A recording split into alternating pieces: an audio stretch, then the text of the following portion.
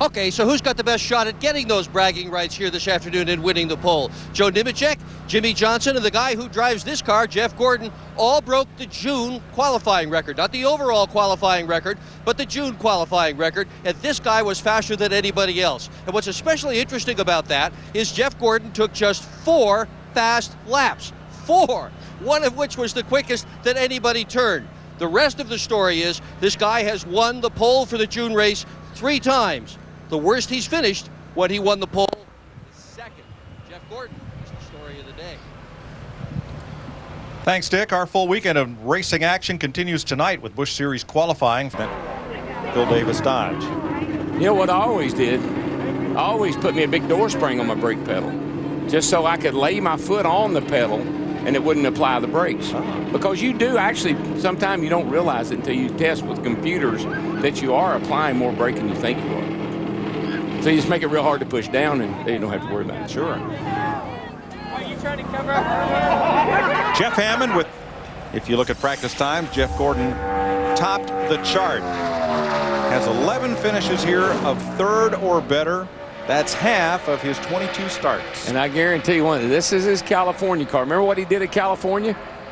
About a 12, 13-second victory he had over the field, one of the largest that we've seen in a long time. And of course, the irony of that, DW, this is also the car from Lowe's Motor Speedway where he had a good qualifying run, was 8 laps down. Yeah, well, like Junior always told me, boy, that car don't know where it is. Right now, it knows where it's at. Coming off turn 2, looks pretty solid there, too. Yeah, he's going to be bad fast. There's his teammate, Jimmy Johnson, going. Jimmy says, yeah, that's good. Where's he at? Where's he at? Boss. That's good, boss.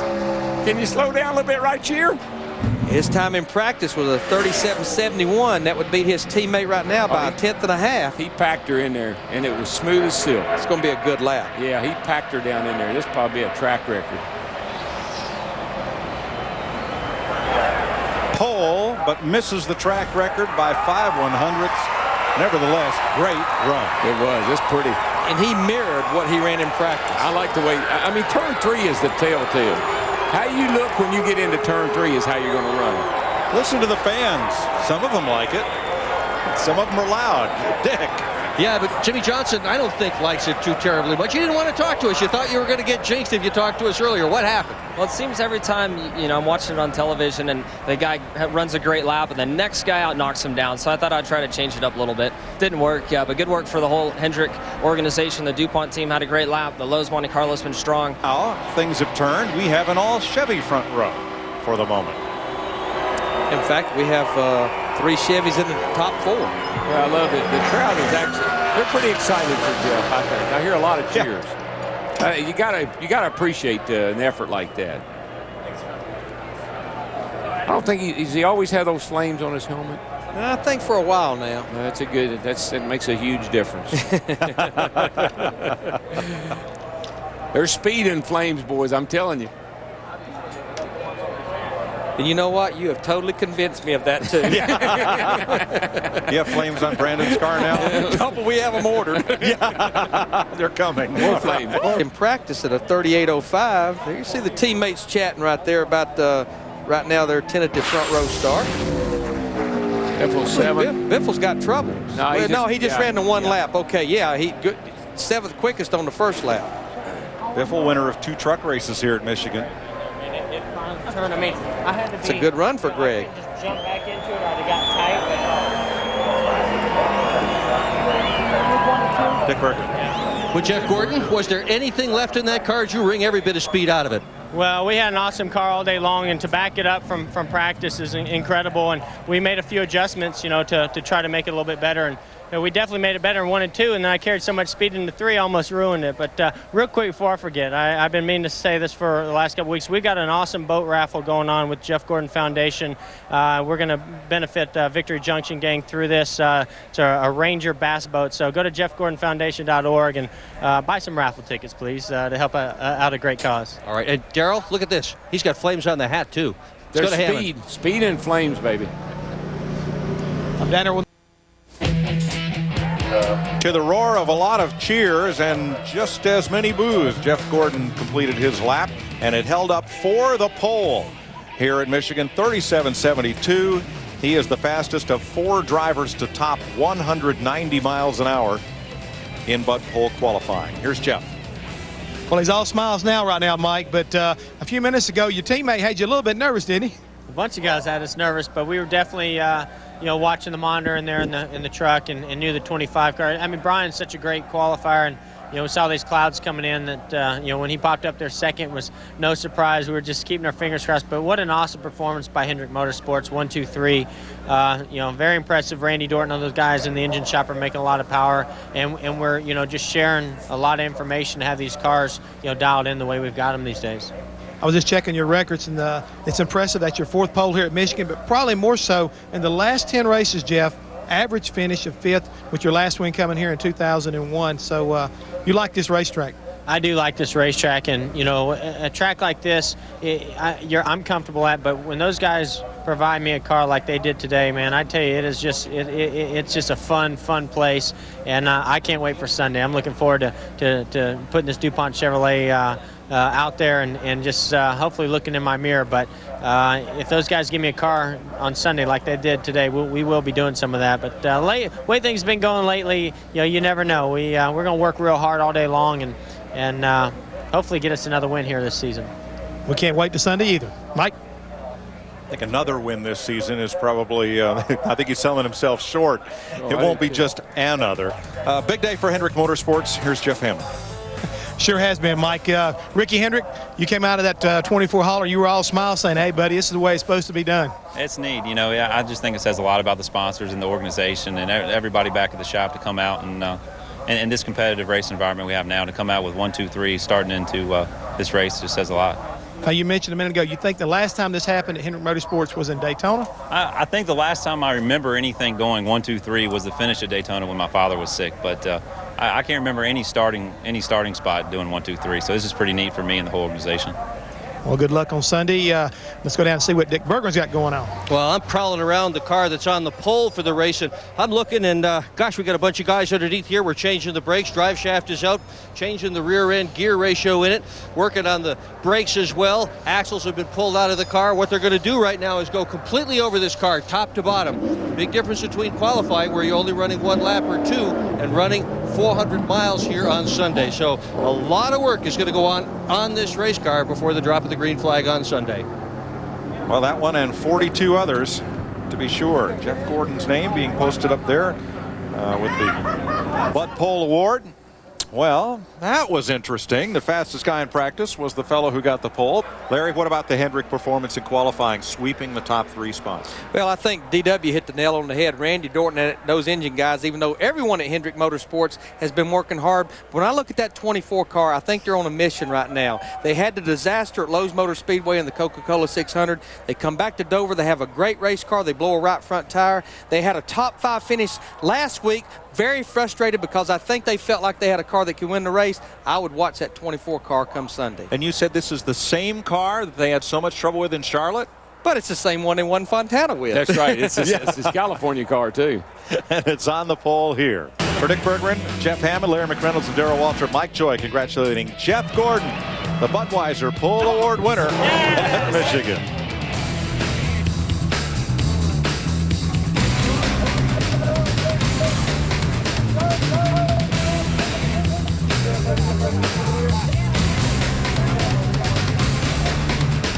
As you see, in the last 5 years, only one driver has won the pole and the race in the same year. I think he's with Dick Bergeron. Yeah, I think he probably is too, and that's Jeff Gordon. And when you come to Infineon Raceway, he is invariably the man to beat. He's got 3 poles here, 3 wins, twice he's finished second, twice he's finished third. If you're counting, that's about 2/3 of the time he finishes in the top 3. How do you do it? Same, thing that it takes to go fast anywhere you go. Just a great combination. I do think that I've just really have grown to fall in love with the road courses, and I enjoy them, and it allows me to really push and challenge myself in the car. But if you don't have the car underneath you, it doesn't matter. And we've worked extremely hard over the years, gearing, transmissions, brakes, chassis, and the guys really got it tuned in good today. I don't know if you're going to ask me more questions, so I got to get one more last dig, or one more last plug, I'm sorry. The boat raffle. Got about a week and a half left before we draw, so please go to jeffgordonfoundation.org and buy some raffle tickets to get that boat. Donate some money to Victory Junction Gang, the Jeff Gordon Foundation. It's a great cause, and I'm going to get a plug for you, too, because in practice today, he was about 1.5 miles faster than the track record. To Matt Yoakum. Here's West Coaster Austin Cameron, who won the inaugural Toyota Showdown for NASCAR Elite Series drivers back at Irwindale, California Speedway in October. And the 27-year-old from El Cajon ran 78.50, fifth fastest. Nice guy. I really like him, his mom. All of them are great people. Jeff Gordon, I guess you would have to say NASCAR's premier road racer these days. He can do it. He can tippy-toe around here with the best of them. I just like to see Jeff do some other kinds of road racing. You know, and I know he can't do Formula One, but I like to see him do some 24-hour stuff, or, you know, and I'd like to see him drive one of those Audis. I think he'd be really good in one of those with some of those guys that run those. I think you just made a bunch of guys in Warren, Michigan cringe at that thought up at the Holman Chevrolet. Okay, a Corvette. Okay, that'd be fine. He did run that all-star off-road rally race. Yeah, over somewhere. Right. Over the pond. I mean, just look how smooth he is. I mean, he hits his marks every corner, up through the S's here. Car looks good, stays pretty nice and flat. Got through there nice. Here he comes, turn 10. This is critical. He can't heavy braking, but not too much. You'll lock up the front tires. Yeah, got her a little wide there. Little turn. I don't think he lost a lot of time there. Oh, enough to keep him from winning the pole. Just remember, he was the fastest man in practice. He'll be really upset with himself. Boy, but he got all there was at turn 10 and a little more. I mean, he's going to be about a second faster than Bobby Labonte on this lap right here. 75.97. That is whip butt. Well, everybody who's run so far. And that's and you say, what might have been? What if he hadn't run off turn 10? This is a really, really sensitive area right here. It takes braking, but if you over brake the car, you actually are getting the front wheels almost sliding, and you run out of racetrack. And that's as good as you can do right there, running off the racetrack. Because the neat thing is the right wheels kept digging. Just don't panic. Get off the brake. That's the big thing. And there we're seeing a lot of guys get in trouble there at turn 10. And I think that it has so much grip right now. They're carrying so much speed. They're just running out of racetrack. Dick Bergman. With Jeff Gordon, the look on your face when you got out of the car, you weren't pleased. Well, I mean, we've got such a great car, and the track has, changed a bunch. I mean, we drew an early number, certainly not going to help us, but I'm just mad because I made the same mistakes I made here last year. You know, we had a good, decent lap going, and I knew I was going to be tight over there. I had been all day, and I got in there, and I felt it push, and I even got out of the gas, got it turned, got back in the gas, and I still went off the racetrack. So just a little disappointed. I mean, the track slowed down a bunch, still a good solid lap, and, I really thought we had a shot at that pole, and that could take us out of that contention. Might still get it. Junior's on the track. Now, Junior's car just at the bottom of 2 there. Jeff Gordon's lap did break the old track record by over half a second. But, Larry, he ran a 75.36 in practice. Slowed down over half a second. At a 96. Here's Dick Bergman. And Jeff Gordon wins the pole here at Infineon for the 4th time. How much of an advantage will it be on Sunday for you to start on the front? Well, it certainly helps. Getting out front there and having a good car like we have is really awesome. But last year we had a car that was, out front and we got behind on some pit stops. So we got our work cut out for us. I tried to mess it up, and I'm just really proud of all the guys on this team. They did a fantastic job really bringing a great race car here. So proud to be on the pole. Nice job. Congratulations. You talked about Jeff Gordon at the road course. In practice so far, he's picked up right where he left off. He was the fastest cars, but those 2 DEI cars, Michael Waltrip, Dale Earnhardt Jr., they were not very far behind. And let's go to pit road. And when we last saw him, he was lighting off fireworks. Dick Berggren. I wish I was lighting off fireworks right now, Mike, but this is the guy that drives car number 24 that's been all the fireworks for the last several weeks. Jeff Gordon won the pole at Michigan. Last week at Infineon, he won the pole, won every practice, led the most laps, won the race, and he is starting out this weekend right where he left off in California. There's been one practice session, Guess who's been fastest? Jeff Gordon. Hasn't won a pole here for the July race at Daytona since '96. Got a real good chance to do it tonight. To Matt Yoakum.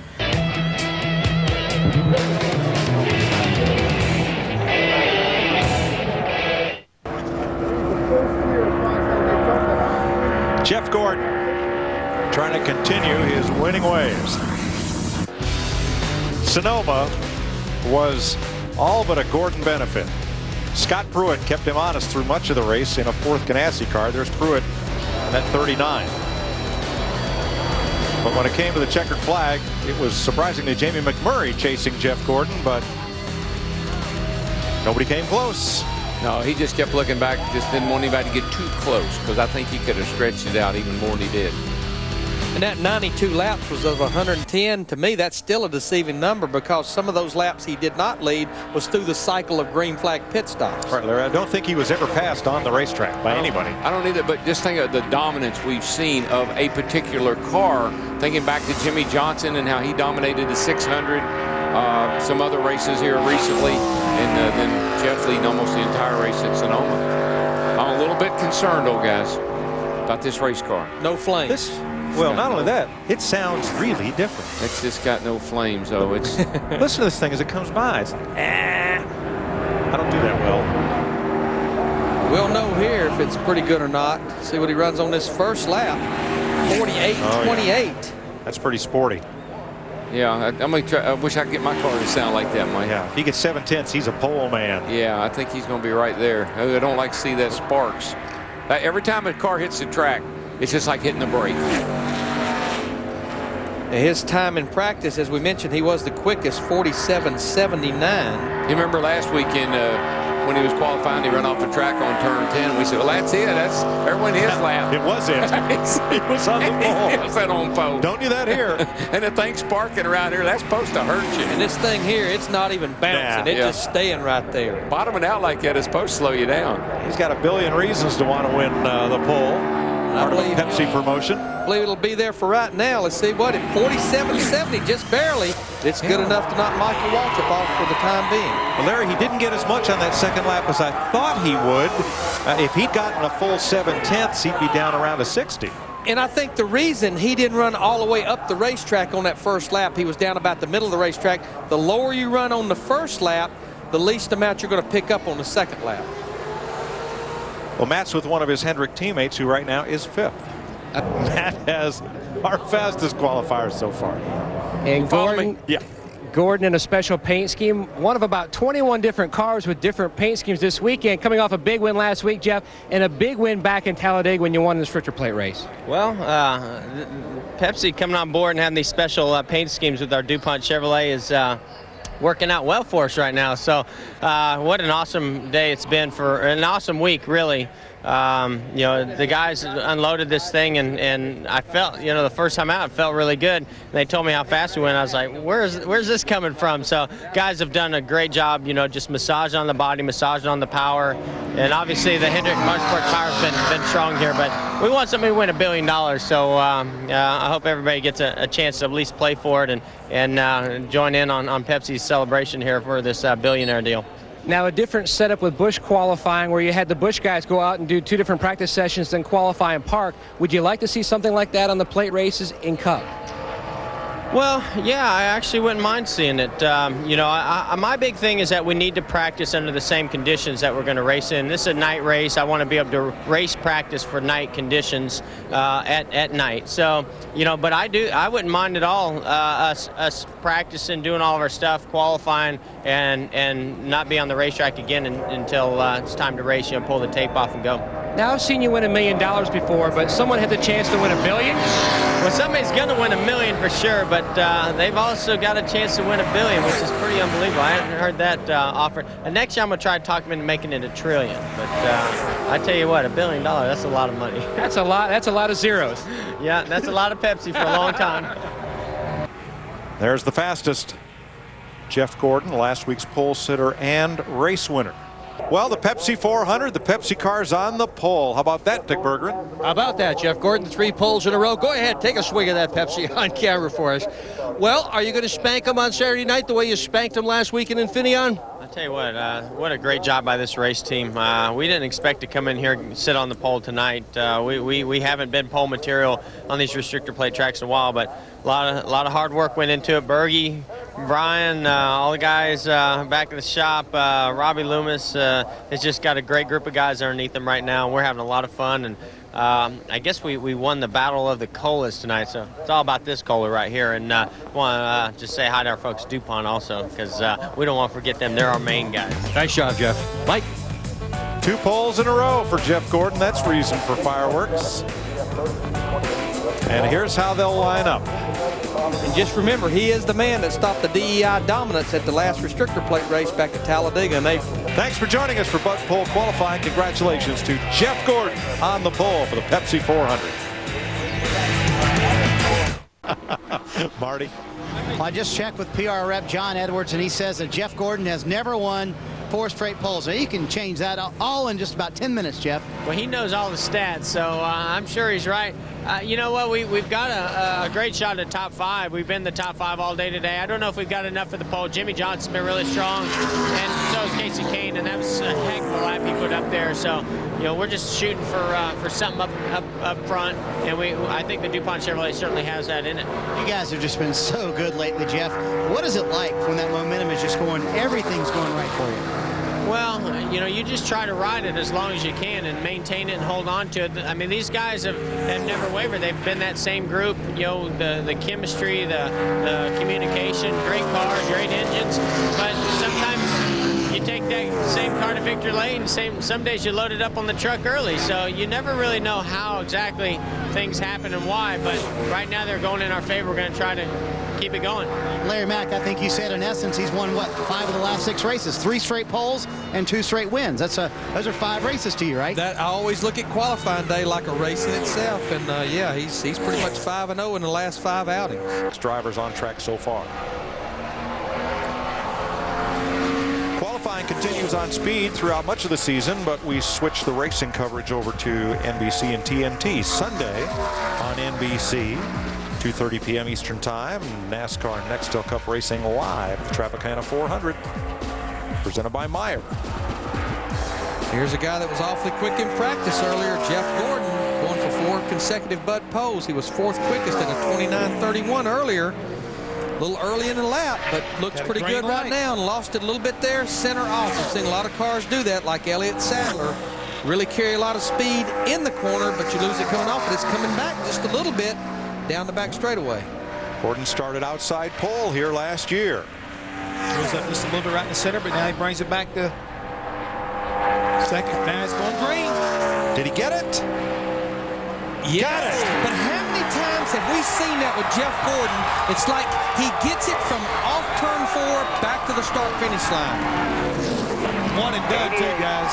Do you blame him? Great job. Give him something to work for there. Well, you know, they don't put the start-finish line down in the middle of the corner. No, they don't. There you see Casey Kane going. Yep. Man, how'd he do that? He and Ray Evernham, for the moment, will have to settle for second. Gordon is going for 4 straight Bud poles. The last time that happened was 1981, when Darrell Waltrip won 4 straight poles and won all 4 of those races. Martinsville, North Wilkesboro, Charlotte, and Rockingham. I was there. I know. He may have some competition coming his way. That's pretty even. Here's Dave. All right, I don't want to say anything to jinx his potential 4th pole in a row, so I won't. Describe the lap, Jeff. Oh, Burton's going to compete with him here with product. What was that lap like, Jeff? It was pretty darn good. I tell you what, I knew we were good in practice, but we need to pick up, and saw what Casey had run and thought that was a pretty spectacular lap. And, you know, I judge my laps when I go into turn 3 to come to the green. And I went into 3, and the thing stuck. I put it to the floor, and it stuck. I was like, wow. The guys just did an awesome job, you know, just getting the balance on it right. I was a little bit loose, and, you know, the car was just balanced really well right there. So pretty happy, real happy. We'll just see what my teammates, some of those other guys have in store for us, but that's what I was looking for, a solid top 5, and that should definitely do it. Yeah, it was a great lap for him, Mike. Well, the difference between he and Casey Kane is only 1/100th of a second, but Gordon on pole. Yeah, the petty cars have just really been struggling. And I think Robbie Loomis right there and Jeff Gordon, I think they can safely say they have their 4 consecutive Bud pole over basically the last month. Kyle Petty, 44th. So for the first time since 1985, a driver has won 4 straight Bud poles, and that driver is Jeff Gordon. Marty. Robbie Loomis just told Jeff Gordon that's 4, baby. That's a personal record for Jeff Gordon, 4 straight poles. Wow, did that lap even surprise you, Jeff? Well, it didn't when I got to turn 3, and it stuck like that. But it did prior to, because when we were in practice, I mean, I felt like we had a good car, but we were getting beat all day long. I was getting everything I could out of it, and we were just off a little bit. I don't know if the sun going down just helped our car out that much, or just the adjustments that we made. But these guys are just doing an unbelievable job right now. I'm just so proud of them and the whole effort. And the DuPont Chevrolet was just on a rail out there, and I couldn't hold my breath for another lap, so I had to end it early. You guys have been so good lately on Saturdays, getting your car ready for Sunday. The last time you won 3 in a row, 98 and 99. Does it get harder each one you win to try and keep that consecutive streak going? Well, days like today certainly help it to continue, but this is just half the battle. There's so many guys out here that can win, and they're so competitive that we just got to keep doing what we're doing. Just stay within our program, keep making the adjustments and doing the things that we know work. And the confidence level is just sky high right now, because I say the car's doing one thing, and they say, okay, well, this is what we want to do to fix it. And I go, yep, that sounds good. And so, when you have that kind of communication going back and forth, it's hard to beat. And his teammates are doing pretty well, too. 3 Hendrick cars in the top 4. That's impressive, Dave. Let's find out what 4 in a row means to the crew chief. You're going to get a lot of credit for this, and I know there are other people involved, but what does 4 in a row mean to you? It's it's an incredible feeling. It's just a great role we've been on. This race team, we talked there, Brian Weitzel, before qualifying, made some changes to the car. It's just the Hendrick engines right now are incredible, and the bodies that we got putting out, the chassis. You look at Hendrick, how big we are. Look at all our teams where they're at. I was worried to death about Jimmy there at the end, and Brian's up there also. So it's a great feeling, but like I said, there's a lot of people that goes into it, and then you put Jeff Gordon in on top of it. This is the roles he got on in 98, and I like being a part of it. All right, guys. Hey, at least one other competitor that I talked to mentioned the steam that the Hendrick cars were making, and they sure are, Mike. Big steam. 51 poles ties Bobby Isaac with Jeff Gordon for 7th on the all-time NASCAR pole winner list. And the biggest thing he has coming into this race on Sunday is that big M, momentum. This may be altered a little bit because there's going to be 45 minutes of Busch Series final practice. But Jeff Gordon celebrates in victory lane. He and Robbie Loomis and their team will be going for their 3rd straight win from the pole. That's not been done since 1981. Darrell Waltrip was the last to do that. So here's how they'll line up with Gordon and rookie Casey Kane on the front row. We had probably about 16 cars, I think, that broke the track record. Wow. After, what do we have, 3 in the Busch Series? Was it 3 or that 4? broke it? 3 or 4, yeah. So there's the Budweiser Pole Award being presented to Jeff Gordon. Then you look at the top 10, we've got a couple of Fords, a couple of Dodges, and then we have 6 Chevrolets. Very fast racetrack, very quick in qualifying, Larry, but how will this track race on Sunday? Well, I think it's going to be quick, but I think the biggest thing we're going to have, Mike, this is our 4th year here. We got the Busch Series race tomorrow. I think we will definitely, with what we've seen with this tire package, have 2 grooves of side-by-side racing. So thanks and welcome back to Dave Burns and Marty Snyder on pit road.